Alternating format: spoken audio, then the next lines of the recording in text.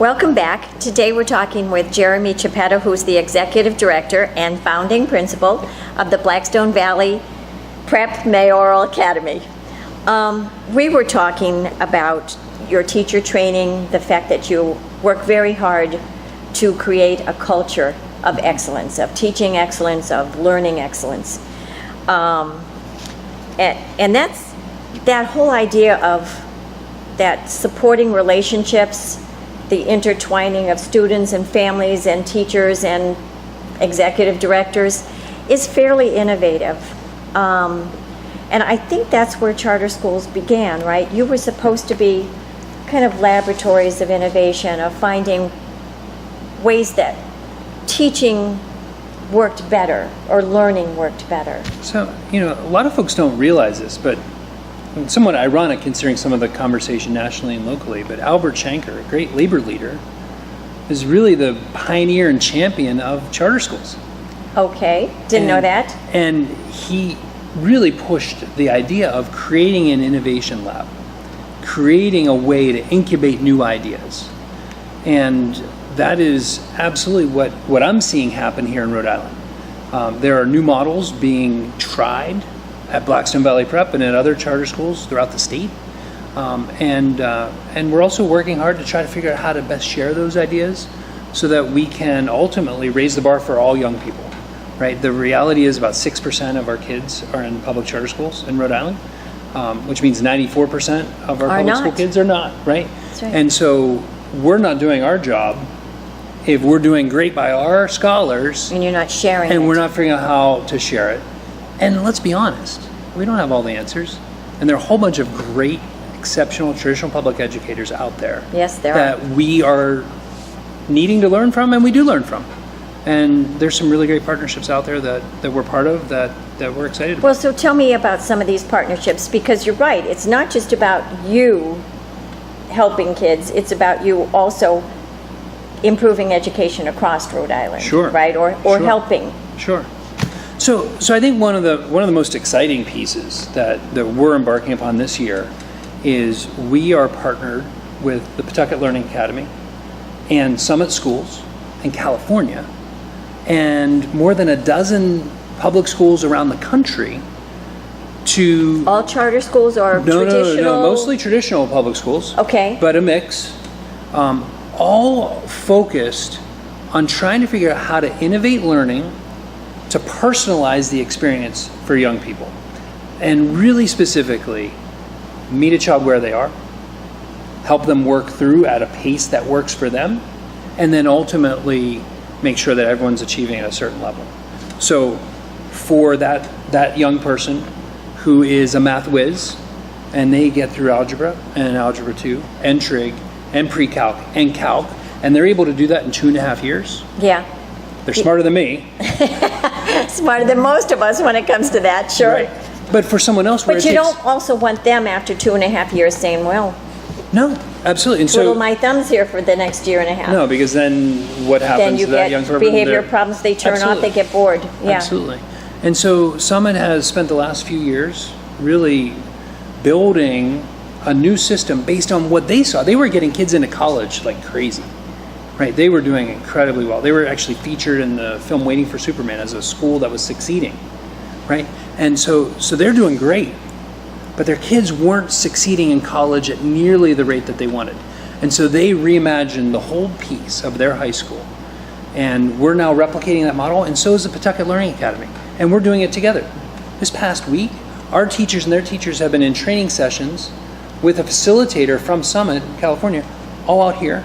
And it's philanthropically funded, which is incredible, right? So we are doing right by young people, learning together with traditional educators, and those teachers at Pawtucket Learning Academy, they are veterans who have been serving some of the hardest to reach students, and we're learning a ton from them. Hopefully they're learning a little bit from us, because we've been doing blended learning for a year at our high school, really leveraging technology, and ultimately students are winning.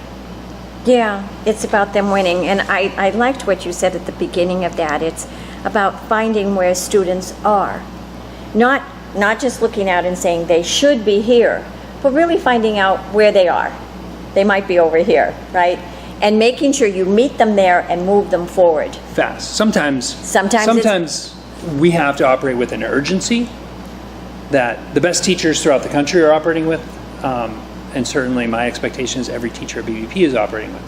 Right? Yeah. We have young people coming to us 3, 4, 5 years below level. That's right. Not every kid comes with the same background, with the same educational experiences, with the same family support.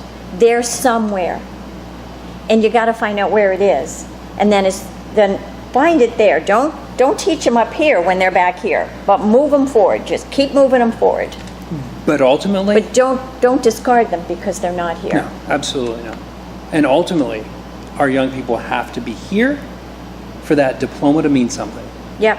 And that has to be our promise and our commitment to our young people. That no matter where you start, you're going to end up here. No matter where you start, you are graduating from a Rhode Island public school with college real and career skills. ready. That's right. With real skills to Absolutely. be employable. You can read, you can write, you can do science, you can do math at a level that's real.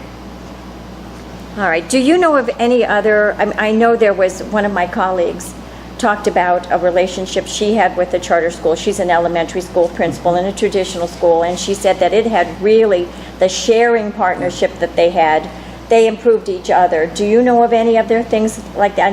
I know you know Blackstone Valley Prep. Sure. Are there others of sharing? So, I mean, one other quick example of BVP is our partnership with Central Falls, and just we're outsourcing our special education leadership to them, learning so much from them in terms of their expertise, and that's in great. Special education. In special education in particular, and it's carrying over. But the story you referenced, I believe, is the Learning Community partnering in Woonsocket. I know that's happening. I think there's North Smithfield as well. I know reading scores. Working on reading, right, which is foundational.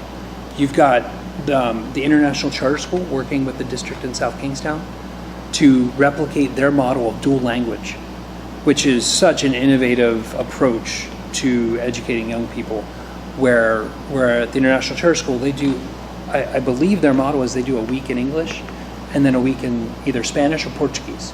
Okay. And so their students that takes some work, doesn't it? And they're replicating it with Great. traditional public schools in other places. Great. You look at the Highlander Institute, which is part of Highlander Charter School, and they are national leaders. They are Rhode Island leaders. They are national leaders when it comes to leveraging technology in classrooms. And they have 40 plus educators, teachers, principals from traditional and charter schools, mostly traditional schools. Sharing with one another. Best practices, training, professional development, conferences, some really great innovations. Great.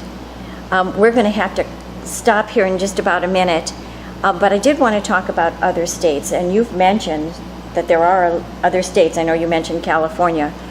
How many other states have charter schools? Are we one out here? So it's us, California, and 40 other states. So there's 42 states in the country. 42. Okay. Almost all of New England has charter school laws that allow charter schools to exist.